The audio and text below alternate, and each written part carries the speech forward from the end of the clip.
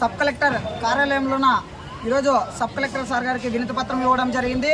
మరి వినతి పత్రం యొక్క ముఖ్య ఉద్దేశం ఏమంటే ఆదోని ధనాపురం గ్రామంలో ఉన్నటువంటి గౌరీ గణేష్ ఇంగ్లీష్ మీడియం స్కూల్లోన ఈరోజు ఎంఈఓ గారు కేవలం సీటుకు మాత్రమే పరిమితం అయ్యి ఈరోజు స్కూల్కు గ్రౌండ్ లేదు, తర్వాత ప్రభుత్వ నిబంధనల ప్రకారము మరి ఫీజుల పట్టిక అనేది బహిరంగంగా వేయకోకున్నట్ల ఈరోజు ఎంఈఓ గారి దృష్టికి తీసుకెళ్ళినా కూడా ఏమాత్రం పట్టించుకోకున్నట్ల ఇచ్చినటువంటి వినతి పత్రాన్ని డస్ట్బిన్లో పడేసి ఈరోజు కాలయాపన చేస్తున్నటువంటి ఎంఈఓ గారి పైన తక్షణమే చర్యలు తీసుకోవాలి.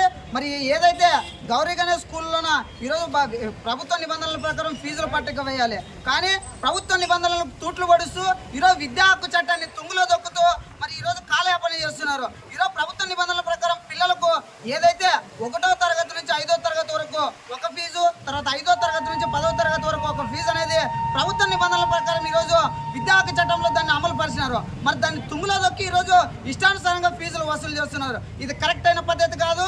గౌరీ గణేష్ స్కూల్ పైన విచారణ చేపట్టాలి, అవసరమైతే క్రిమినల్ కేసు నమోదు చేసి మరి స్కూల్ యొక్క గుర్తింపు కూడా రద్దు చేయాలని కూడా ఈరోజు డెమోక్రటిక్ స్టూడెంట్ ఫెడరేషన్ డిఎస్ఎఫ్ విద్యార్థి సంఘంగా నేను తెలియజేస్తున్నాను. ఇదే విధంగా కొనసాగితే పెద్ద ఎత్తున స్కూల్ ముందర కూడా ఆందోళన కార్యక్రమాలు చేసేందుకు డిఎస్ఎఫ్ ఆధ్వర్యంలో సిద్ధంగా ఉన్నామని కూడా ఈరోజు తెలియజేస్తున్నాను. నా పేరు ఉదయ్ కుమార్, డిఎస్ఎఫ్ జిల్లా. మిగతా ప్రైవేట్ స్కూల్లో వేసినారా ఫీజు బోర్డు? మిగతా ప్రైవేట్ స్కూళ్ళల్లో కూడా కొన్ని స్కూళ్ళల్లో వేసినారు, కొన్ని స్కూళ్ళల్లో వేయడం లేదు. కానీ గౌరీ గణేష్లోన అక్కడ ఇంతకుముందు గ్రౌండ్ ఉండేది, కానీ ఎంఈఓ గారు దాన్ని ఆ దృష్టిలో ఉంచుకొని కూడా ఏమాత్రం కూడా పట్టించుకోవడం లేదు. అక్కడ పిల్లలకు ఆడుకోవడానికి కూడా సరైనటువంటి సదుపాయాలు లేకపోయినా వేలకు వేల ఫీజులు వసూలు చేస్తున్నారు.